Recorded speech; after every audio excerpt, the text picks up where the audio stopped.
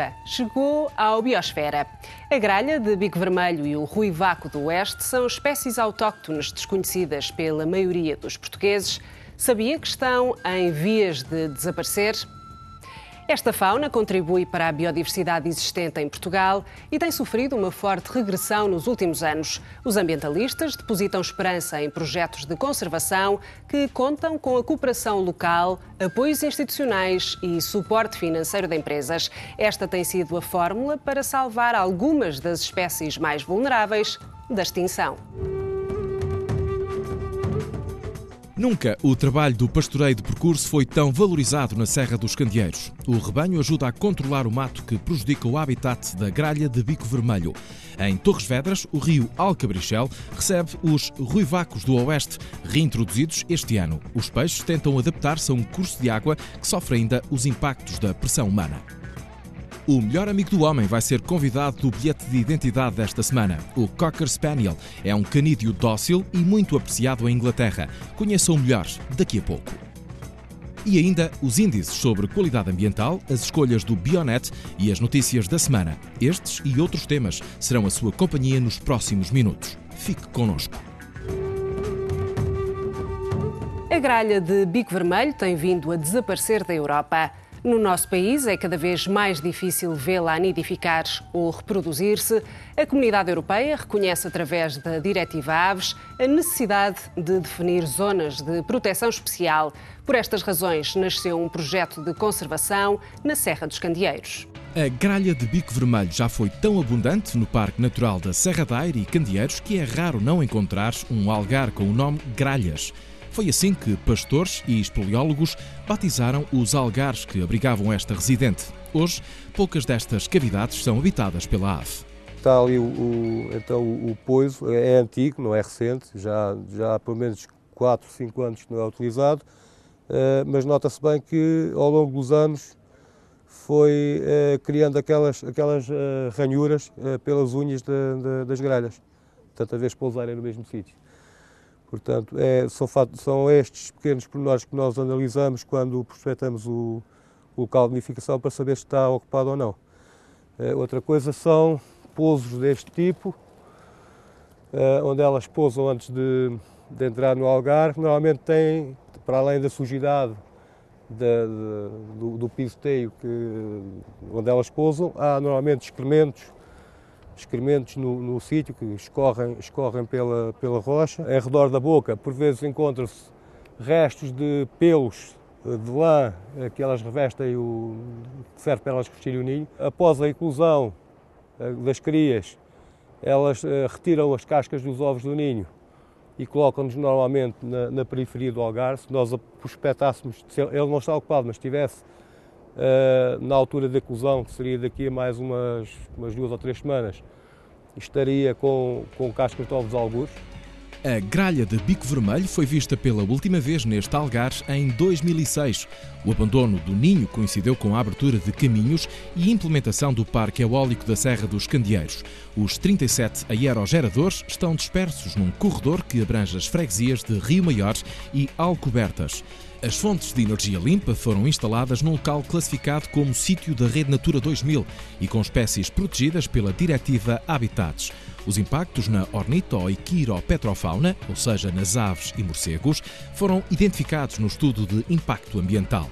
Se não há zona de alimentação propícia e os indivíduos que reproduzem naquele local terão que se deslocar muito mais longe para se ir alimentar, há a tendência do abandono destas zonas. Um excesso de visitação em determinados locais que possam eventualmente perturbar os locais de nidificação e mesmo de alimentação em alguns sítios pode ser um fator a considerar para, digamos, a espécie não se sentir tão à vontade nos habitats que frequenta. Por outro lado, a instalação de parques eólicos pode ser um fator extremamente negativo para a espécie, não pela existência de um parque eólico em si, mas pelos efeitos cumulativos que podem ter a existência de vários parques eólicos em vastas áreas de um parque natural, como é o caso.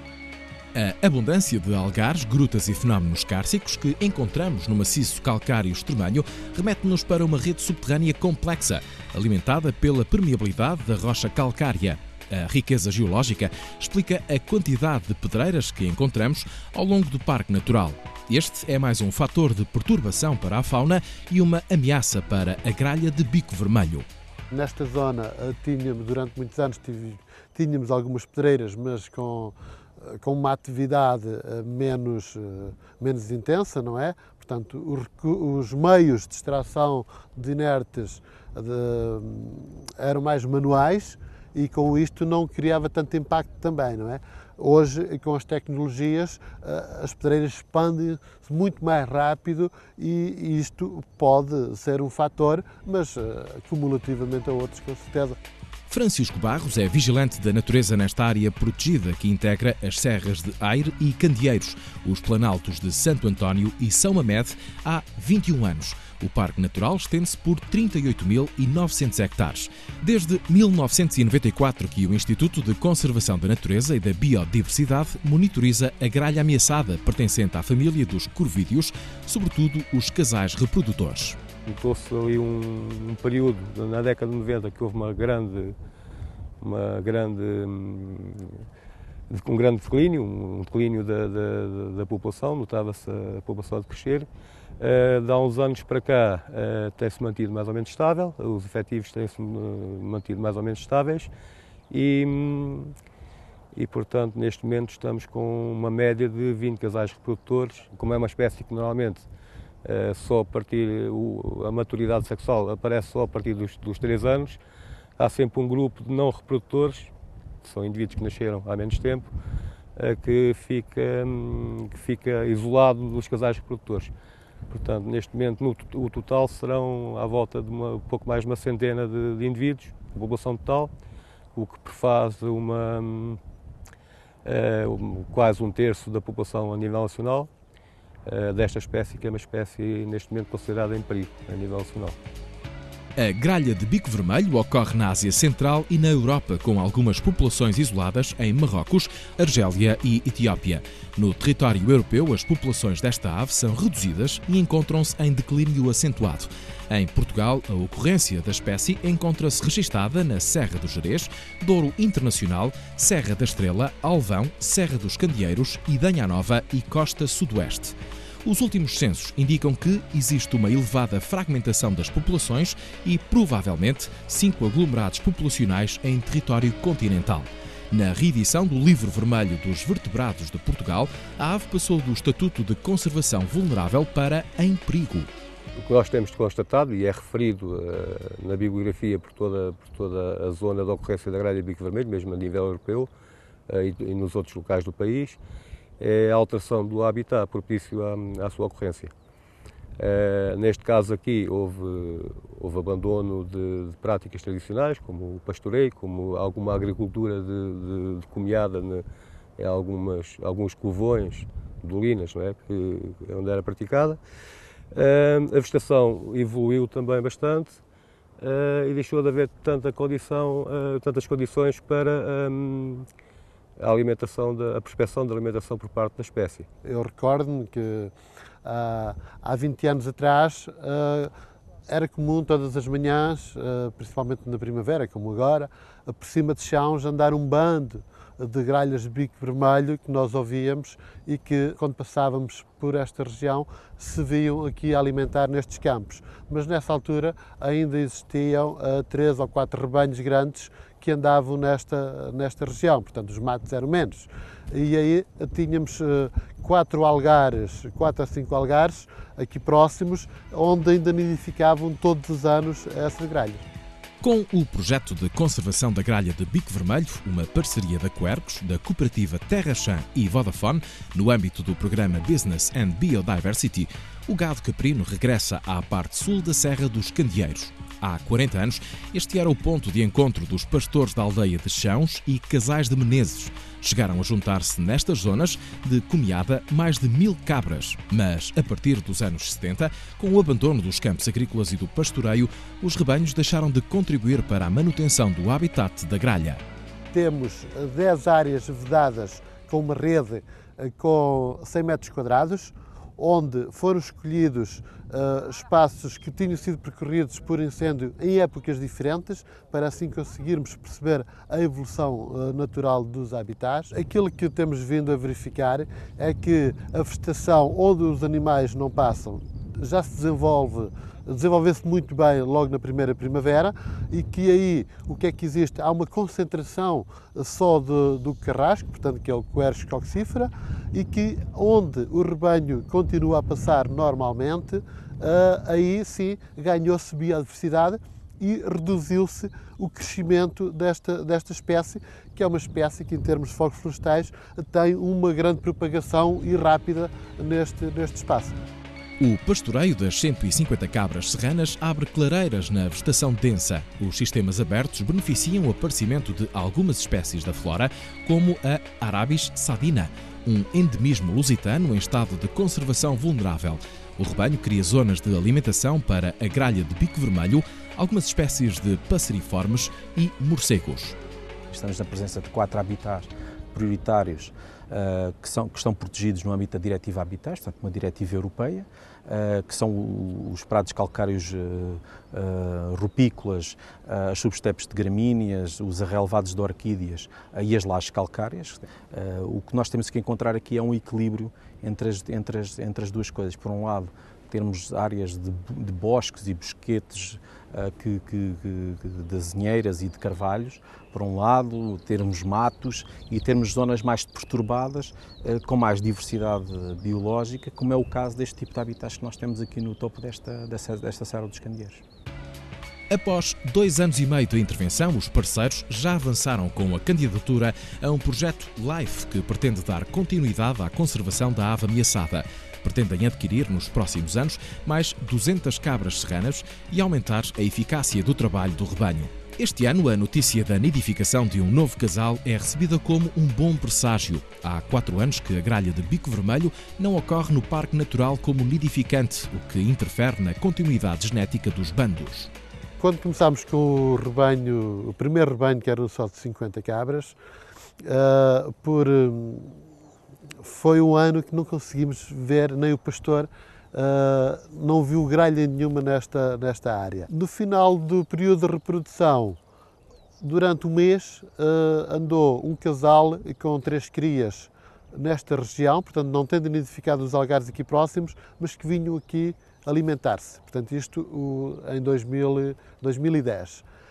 Neste momento, 2011, já se verificou que há um algar que está ocupado com um casal, portanto pensamos que se calhar este ano poderemos ter um primeiro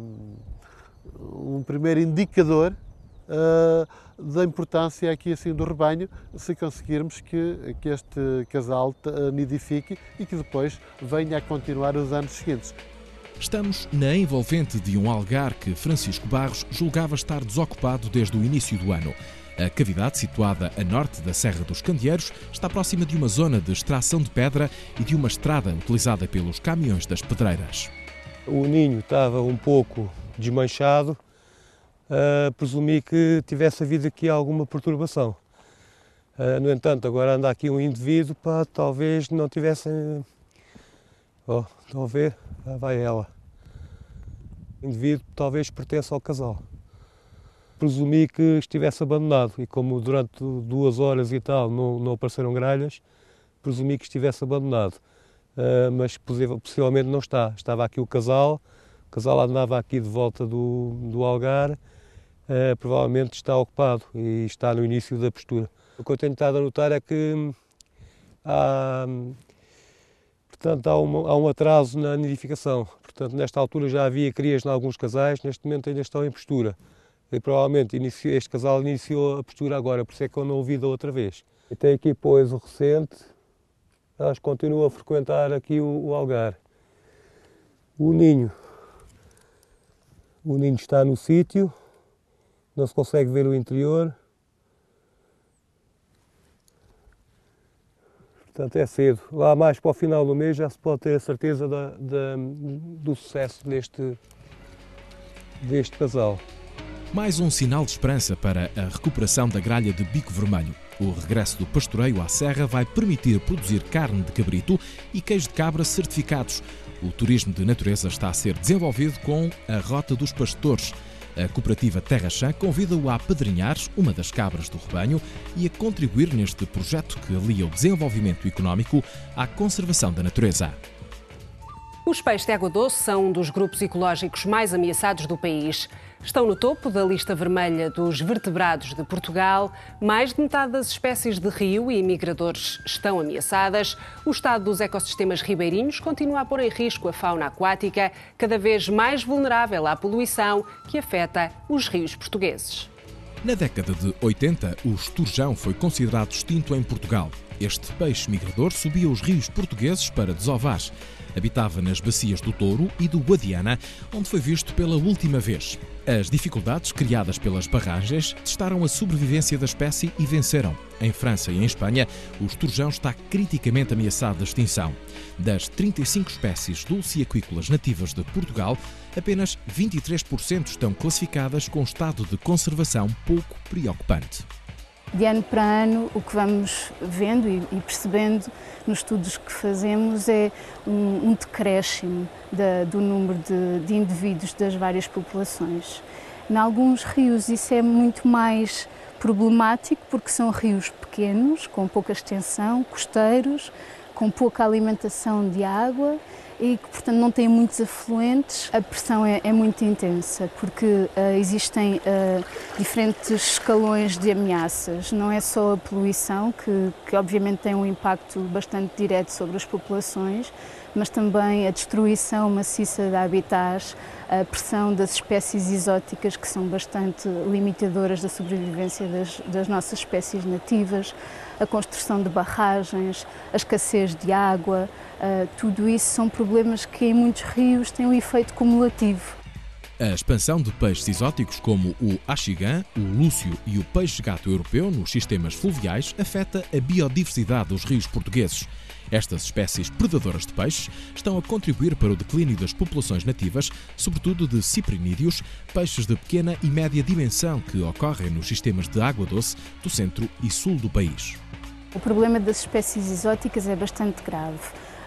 Elas são introduzidas com fins lúdicos, normalmente, recreativos, para pesca desportiva e, portanto, as pessoas têm um interesse em que a espécie seja grande, que seja boa para consumo humano, mas o problema dessas espécies é que são espécies extremamente bem adaptadas a um clima quente, melhor até que as nossas, e como normalmente são carnívoras, o impacto que têm sobre as nossas espécies é enorme. Elas alimentam-se não só do estado dos ovos das nossas espécies, das posturas, como também dos diferentes estados de crescimento, dos alevinhos, dos juvenis, até dos adultos. Além de uma pressão por competição, ou seja, quando existem muitas espécies num espaço limitado, há competição pelo alimento e pela ocupação do espaço.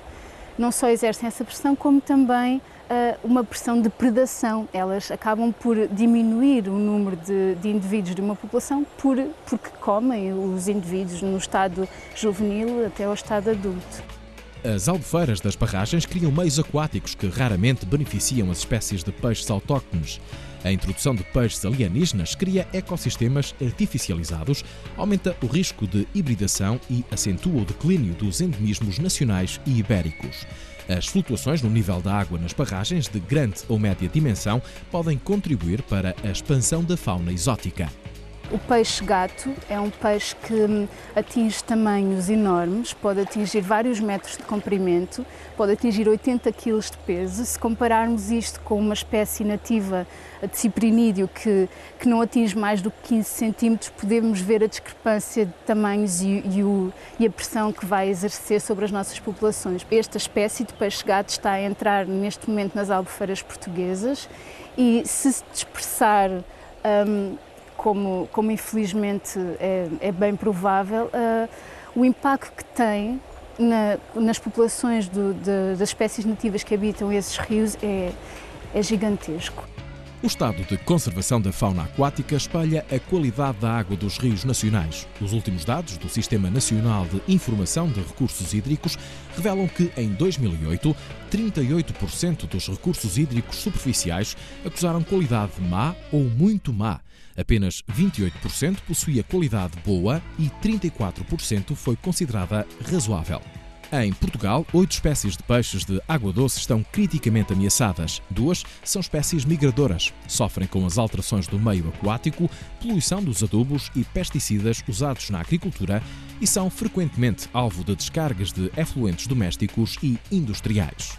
Estamos a falar de espécies que têm, portanto, áreas de ocorrência relativamente limitadas, umas mais que outras, desde as ribeiras do Oeste, portanto aqui a norte, digamos, de Lisboa, como é o caso do ruivaco do Oeste, até outras espécies, como o escalo do Arade ou o do Mira, portanto, de rios do Sudoeste e do nosso Algarve. Estamos a falar de peixes de rios que têm um caudal, digamos, irregular neste nosso clima mediterrâneo durante o verão, naqueles pegos, enfim, naquelas zonas de água que subsistem. Muitas vezes há captações de água, há muita poluição que se concentra e pode levar também ao seu desaparecimento. Em 2008, o Aquário Vasco da Gama, o Instituto Superior de Psicologia Aplicada, a Faculdade de Medicina Veterinária da Universidade Técnica de Lisboa, a Quercus, a EDP e a Câmara Municipal de Figueiró dos Vinhos reuniram-se para recuperar 5 espécies de peixes de água doce endémicas. O ruivaco do Oeste é uma das espécies alvo do projeto. Este ano, o rio Alcabrichel recebeu 800 juvenis criados em cativeiro. Os peixes regressam ao habitat natural e tentam adaptar-se a um curso de água que, no verão, seca quase por completo. Este é um exemplar de ruivaco do Oeste.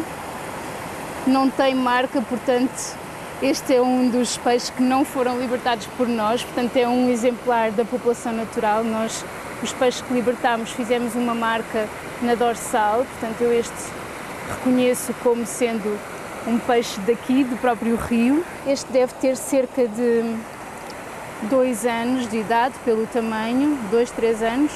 E esta espécie tem o dorso esverdeado, a barriga é mais clara e depois tem estas pontuações alaranjadas na base das barbatanas. Este é um peixe que se alimenta de invertebrados, de plantas, e tem uma reprodução, uma alimentação bastante abrangente, pode-se considerar que é omnívoro. O ruivaco do Oeste é um pequeno ciprinídeo que ocorre apenas em 3 pequenas ribeiras da Extremadura, entre Mafra e Torres Vedras, Cisandro, Safarujo e Alcabrichel. Até ser descoberto em 2005, num trabalho de caracterização da ictofauna das ribeiras da Zona Oeste, era confundido com uma outra espécie endémica, o ruivaco. Encontra-se em estado de conservação preocupante. Morfologicamente são muito semelhantes, mas geneticamente já acumularam diferenças suficientes para serem considerados espécies diferentes. E quando digo acumulação de diferenças que permitem essa distinção, estou a falar de diferenças que nos permitem dizer que eles já foram separados, tiveram um ancestral comum há cerca de 5, 6 milhões de anos atrás. E isto demonstra bem o tempo que decorreu e a acumulação de mutações que decorreram entretanto. Esta medida foi uma medida de emergência para salvaguardar o estoque que nós tínhamos a sensação que poderia desaparecer de um momento para o outro e tivemos a prova real de que isso era possível no rio Safarujo, onde infelizmente com a seca de 2005 o que se assistiu foi à seca total do leito do rio e com esse fenómeno a população em princípio extinguiu-se totalmente. Vamos fazer agora uma confirmação se restou algum indivíduo, mas não nos parece provável. Viajamos até Figueiró dos Vinhos para conhecer o berço dos peixes recentemente libertados, o antigo viveiro de trutas de Campelo. É nestes tanques, com capacidade para 12 metros cúbicos de água, que é feita a conservação ex situ, o que significa fora do habitat natural. Temos aqui também peixes do Cisandro, do Arade, da bacia do Mira, da Ribeira do Turgal. Portanto, temos aqui peixes já. Temos também aqui uma população de uma outra espécie que não estava no projeto, ligada à bacia do Sado. Este projeto é complementado com uma intervenção que já ocorreu no rio Alcabrichel, em termos de recuperar um troço do rio, em termos de criar nas margens a vegetação autóctone que já lá existia, os fundões, zonas onde possa manter-se água durante o verão, controlar a questão do acesso de gado, controlar também alguns focos de poluição que aí existem. Portanto, só se justifica realmente este trabalho que estamos aqui a fazer se houver depois esse trabalho depois no terreno. Nas margens do rio Alcabrichal foram aplicadas técnicas de engenharia natural para as galerias ritícolas. As silvas e os canaviais foram substituídas por árvores e arbustos autóctones. Muitos destes troços estão cheios das canas, a normal cana, mas que é uma espécie da Ásia, uma espécie exótica que as pessoas muitas vezes já não sabem, existe em Portugal há muito tempo, e que, no fundo, aquelas margens, noutros tempos, teriam bosque de salgueiros, freixos, diversas espécies, outro tipo de arbustos também que se fixam nas margens, que criam zonas de sombra, que são importantes em termos de biodiversidade até de outro tipo de fauna. Nos ecossistemas fluviais, a vegetação é uma das zonas de alimentação preferencial da fauna aquática. Permitem a acumulação de invertebrados. As raízes oferecem proteção contra predadores e abrigo para a desova. Quem conhece rios no seu estado natural percebe que normalmente são zonas muito prazerosas, onde há sombras, onde a água se mantém fresca exatamente por causa dessa sombra.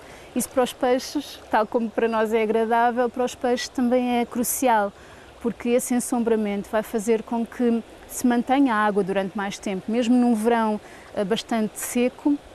É possível que a água permaneça. Mesmo que haja alguns focos de poluição pontuais, é a maneira de nós termos uma qualidade ambiental que seja o garante de sobrevivência para as espécies. O que estamos a fazer é eliminar imediatamente, criar paliçadas que possam depois segurar as margens e manter espécies que foram plantadas. Plantámos freixos, plantámos salgueiros e uma série de arbustos que, enfim, esperemos, para já correu o primeiro ano, apesar, enfim, dos ciclos de cheia que houve, correu, podemos dizer, bem. Agora, com o reforço que se fará no futuro, esperemos que esses troços, efetivamente, consigam criar melhores condições para que os peixes aí se possam abrigar, possam, enfim, desovar, os juvenis desenvolverem. Portanto, é esse o objetivo. Há 2 anos que a Estação Aquícola de Campelo ajuda à conservação destes pequenos peixes que aguardam que os rios de origem ofereçam mais segurança e qualidade ambiental. É preciso intervir na bacia hidrográfica a montante para que todos os focos de poluição, silviculturas, esgotos urbanos e outros que existam, sejam controlados. Porque podemos estar a fazer um trabalho muito bom a conservar as margens, a criar zonas de pegos, de fundões, etc. E a seguir, se a água que vier de montante vier muito poluída, pode deitar abaixo, deitar por terra todo esse trabalho de base. E é preciso dizê-lo, estamos a falar de um rio que tem imensos problemas, estamos a trabalhar num troço já muito a montante, onde nos dá uma garantia de que conseguimos já criar essas condições mínimas de qualidade. Perguntam-me várias vezes porque é que uma espécie é importante. As espécies já existiam cá antes de nós cá chegarmos, portanto, o impacto do homem nestes últimos 40, 50 anos fez com que muitas espécies que estavam estabilizadas num ecossistema alterassem completamente esse equilíbrio, o equilíbrio que existe entre as espécies no ecossistema, ou inclusivamente muitas delas extinguiram-se.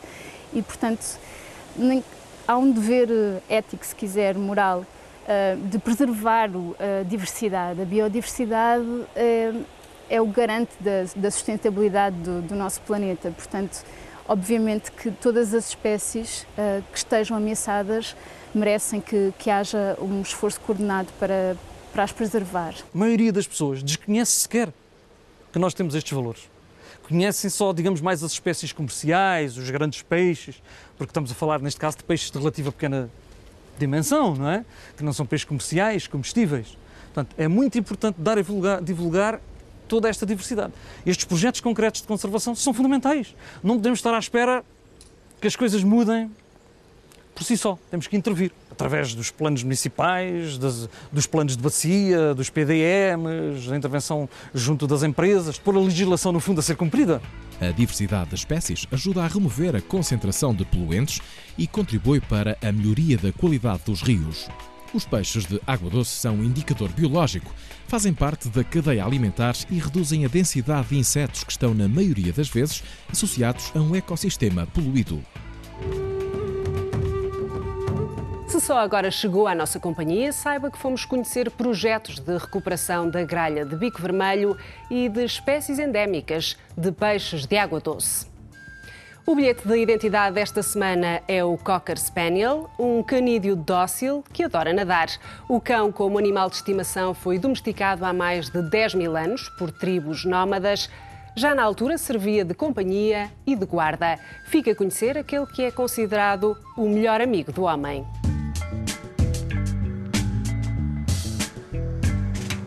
É um Cocker Spaniel, oriundo da zona de Inglaterra, portanto da Grã-Bretanha. Originariamente era um cão de caça, tem um olfato extremamente apurado, eram utilizados para procurar as presas, seguir a pista das presas. Hoje em dia são essencialmente cães de companhia. São cães que se adaptam muito bem a viver dentro de um apartamento, conviver com crianças, são cães extremamente dóceis, são cães teimosos, são cães com um caráter muito forte, são dominantes, eles têm que logo desde o início aprender quem é que manda em casa, porque eles tentam eles próprios ser o líder em casa. Portanto, são cães que devem ser, como qualquer cão, devem ser bem educados e saber exatamente qual é a posição que eles devem ocupar dentro da família. Têm um pelo que cresce constantemente, eles devem ser tosquiados 3, 4 vezes por ano, dependendo do tipo de corte que se goste. Principalmente a nível das orelhas, são cães que requerem determinados cuidados porque têm umas orelhas muito pesadas, caídas e fazem otites muito facilmente, portanto talvez seja a parte dos cockers que requeira assim um bocadinho mais de atenção. Devem ter uma alimentação baseada na carne, também com carboidratos e podem comer também vegetais, mas são essencialmente animais cuja principal fonte é a carne, é a proteína. Quando nós vamos adquirir um cocker, é muito importante conhecermos os pais e vermos o caráter dos pais e a linhagem que eles têm, porque tal como outras características físicas, o caráter é hereditário e se nós temos pais com um caráter difícil ou com alguma tendência para a agressividade, não devem ser reproduzidos porque isso vai se transmitir aos filhos.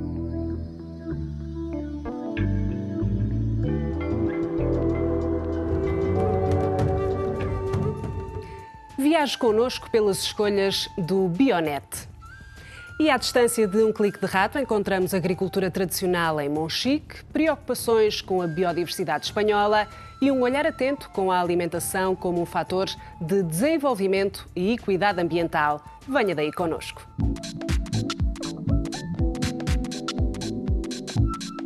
A alimentação é também um problema ambiental e o ambiente é um dado essencial para o desenvolvimento. A fome no mundo, a pegada ecológica dos diversos tipos de agricultura e a escassez de recursos fazem parte das preocupações de Food First, um instituto para a alimentação e desenvolvimento. www.foodfirst.org.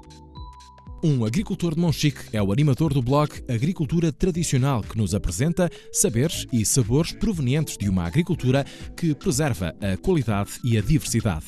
Carlos Inácio pretende também, com este espaço, ajudar a promover o mercado de produtos tradicionais que se realiza em Monchique todos os domingos. http://agriculturastradicionais.blogspot.com.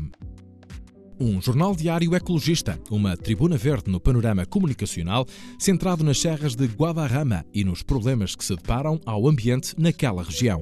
http://elguadarramista.com. Biodiversidade Virtual é uma plataforma cidadã espanhola que recolhe dados online sobre biodiversidade através da fotografia digital georreferenciada. Uma contribuição poderosa para o conhecimento e preservação da diversidade de formas de vida no mundo natural. www.biodiversidadevirtual.org.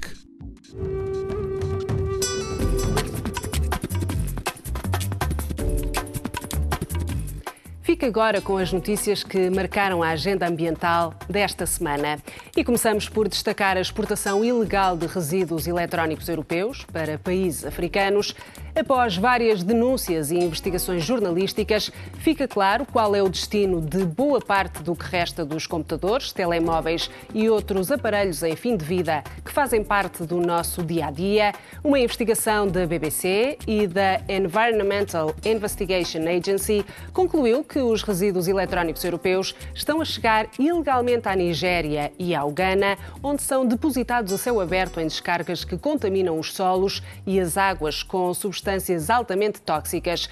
As pessoas que manipulam os resíduos para deles extraírem produtos vendáveis estão expostas a um gravíssimo risco de saúde, incluindo um grande número de crianças. Este mercado paralelo está em crescimento e foram encontradas conexões suspeitas entre, por exemplo, empresas de reciclagem de resíduos eletrónicos do Reino Unido e elementos envolvidos neste tráfico fora da lei.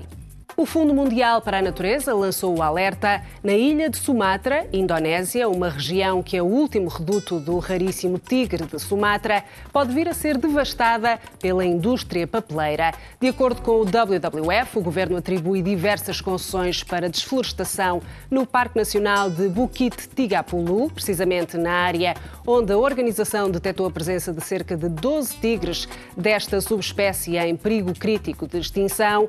As concessões de exploração florestal no Parque Nacional envolvem grandes empresas com capital internacional e essa atividade pode ditar a sorte de uma das últimas populações deste tigre, mas igualmente de um elevadíssimo número de outras espécies que habitam aquela zona remota da ilha. O WWF apelou para que as autoridades indonésias ordenem o fim de qualquer atividade lesiva no Parque Nacional, de modo a preservar os corredores ecológicos vitais do tigre. O governo da Indonésia já desmentiu a intenção de autorizar a exploração florestal em zonas habitadas pelo tigre de Sumatra, afirmando a decisão de preservar o habitat da espécie. Segundo um relatório divulgado pelo painel intergovernamental para as alterações climáticas, as energias renováveis poderão, caso se concretize o melhor cenário, produzir cerca de 3/4 da energia consumida no mundo em 2050. O IPCC avisa, porém, que para tornar este cenário provável, será necessário realizar grandes mudanças nos sistemas energéticos e um maior investimento nas diversas opções renováveis, cuja utilização deveria generalizar-se e dispor, por exemplo, de redes elétricas de abastecimento que sejam inteligentes e descentralizadas, coisa que a tecnologia atual já permitiria. A contribuição mundial das energias renováveis para a produção energética corresponde hoje a cerca de 13%, incluindo opções duvidosas em termos ambientais, como as grandes barragens e o aproveitamento de lenha e outras formas de biomassa em países pouco desenvolvidos.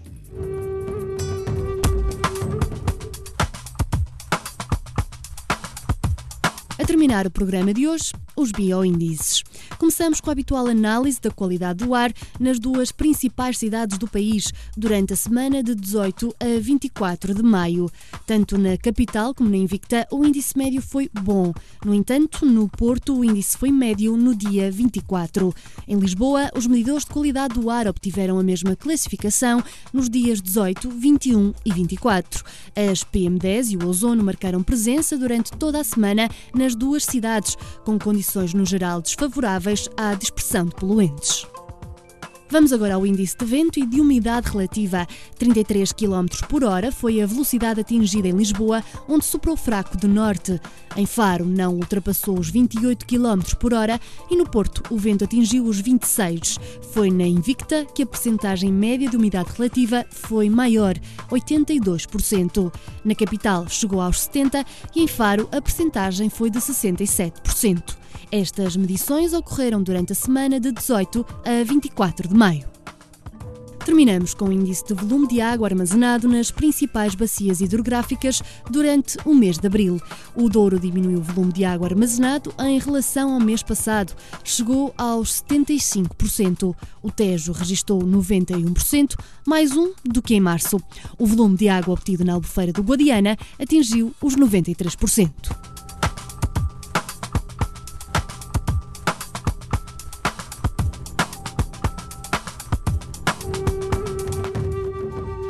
Hoje Hoje fomos ao encontro de duas espécies que são alvo de projetos de conservação da natureza. A gralha de bico vermelho e o ruivaco do oeste são um espelho da vulnerabilidade em que se encontra a biodiversidade em Portugal. O pastoreio e a reprodução em cativeiro estão a contribuir para que não nos esqueçamos de que é preciso intervir no território e salvar o património natural, porque sempre que se extingue uma espécie, ficamos mais pobres. Quanto a si, já sabe, encontramos-nos aqui na próxima semana à mesma hora. Até lá, seja bioativo. Já na reta final do programa de hoje, as sugestões de agenda. Workshop Pegada Ecológica das Empresas, a 7 de junho em Lisboa. Mais detalhes em www.bcsdportugal.org. Seminário de Literatura e Ambiente, Falas da Terra no século XXI. What do we see green? Vai acontecer também a 7 de junho e é organizado pelo Instituto de Estudos de Literatura Tradicional. No dia 20 de junho, a Quercus propõe um seminário internacional sobre políticas e impactos dos biocombustíveis em Portugal e na Europa. Mais detalhes em www.quercus.pt. A última sugestão vai para o ateliê Plantas Aromáticas, Medicinais e Condimentares, suas aplicações na horta, na cozinha e nos cuidados básicos de saúde. Este evento é da responsabilidade da Almargem e acontece a 5 de junho em Loulé. Se não nos seguiu desde o início do programa, vá até ao site da Farol de Ideias e fale com a equipa do Biosfera através da página do Facebook. Sintonize-nos na próxima semana, à mesma hora. Até lá, seja bioativo.